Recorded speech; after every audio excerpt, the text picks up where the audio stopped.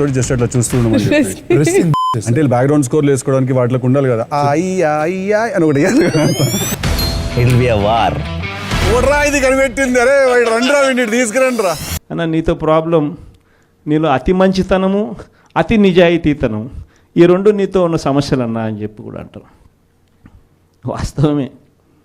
అతి నిజాయితీతనము, అతి మంచితనము, ఈ రెండు బహుశా నాకున్న ప్రాబ్లమ్సే కావచ్చేమో.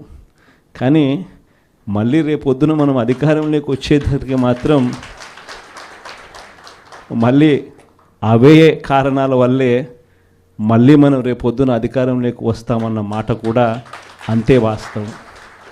ప్రైవేట్ స్కూళ్ళు గవర్నమెంట్ స్కూళ్ళల్లో పోటీ పడగలుగుతాయా, ఇది సాధ్యమేనా అని చెప్పి అనుకునే పరిస్థితి నుంచి ప్రతి 6వ తరగతి నుంచి ప్రతి క్లాస్ రూమ్లోనూ డిజిటల్ క్లాస్ రూములు తయారు చేసి ఇవన్నీ తీసుకొచ్చి మన హయాంలో గర్వంగా కూడా తలెత్తుకొని చెప్పగలుగుతాం. ప్రైవేట్ స్కూళ్ళు గవర్నమెంట్ స్కూళ్ళతో పోటీ పడే పరిస్థితి వచ్చింది అని అంటే అది ఒక్క వైఎస్ఆర్సీపీ హయాంలో మాత్రమే. వసతి దీవెన గాలికి ఎగిరిపోయింది. పిల్లలను ఈరోజు చదువుకునే దానికోసం ఇంజనీరింగ్ కాలేజీలో యాజమాన్యాలు మీరు ఫీజులు కట్టకపోతే మీరు చదువుకునేదానికి మేము ఒప్పుకోము, ఫీజులు తీసుకొని రండి అని చెప్పి పిల్లల్ని ఇంటికి పంపిస్తూ ఉన్న పరిస్థితులు ఈరోజు కనిపిస్తూ ఉన్నాయి.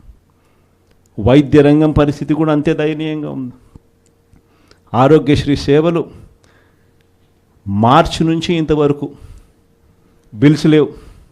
వ్యవసాయం పరిస్థితి అంతే. ఆర్బీకేలు స్థాపించి ఈ క్రాప్ పెట్టి ట్రాన్స్పరెంట్గా పారదర్శకంగా ఉచిత పంటల బీమా అమలు చేసి దళారీ వ్యవస్థ అనేది లేకోకుండా ఆర్బీకేల ద్వారానే పంటలు కొనుగోలు చేసి ప్రతి రైతుకు తోడుగా అండగా నిలబడే కార్యక్రమం మనం చేస్తే ఈరోజు ఏ రైతు ధాన్యం కొనుగోలులో ఏ రైతుకు కూడా కనీస మద్దతు ధర రాని పరిస్థితిలో ఈరోజు వ్యవసాయం చేస్తూ ఉన్న పరిస్థితులు ఈరోజు కనిపిస్తూ ఉన్నాయి. మళ్ళీ పథకాలు ఎలా ఉన్నాయో అని హలో అని ఫోన్ చేసి అడుగుతారంట. పథకాలు ఉంటే కదా నువ్వు హలో అని చెప్తే అవతలోడు హలో అని చెప్పి మళ్ళీ చెప్పేదానికి. పథకాలు లేవు, ఫోన్ చేసి నువ్వు హలో చెప్తున్నావు. అది పరిస్థితి. ఇంత దారుణమైన పరిస్థితుల్లో ఒకవైపున ఉంటే మరోవైపున చూస్తే విచ్చలవిడి కరప్షన్, విచ్చలవిడిగా కరప్షన్. ఇసుక రేట్లు మనకన్నా తక్కువ రేట్లకు ఇస్తామన్నారు. ఈరోజు చూస్తే కనీసం ఆ రోజు రాష్ట్ర ప్రభుత్వానికి కనీసం ఖజానాకు డబ్బులు వచ్చేటివి.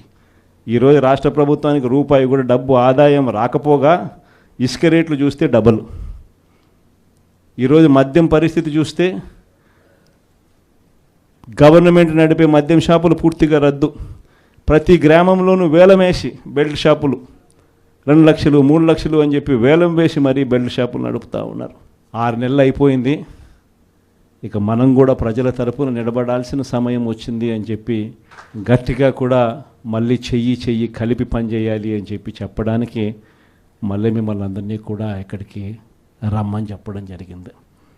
నా ప్రోగ్రాం సంక్రాంతి తర్వాత నా ప్రోగ్రాములు కూడా జిల్లాల్లో స్టార్ట్ అవుతాయి.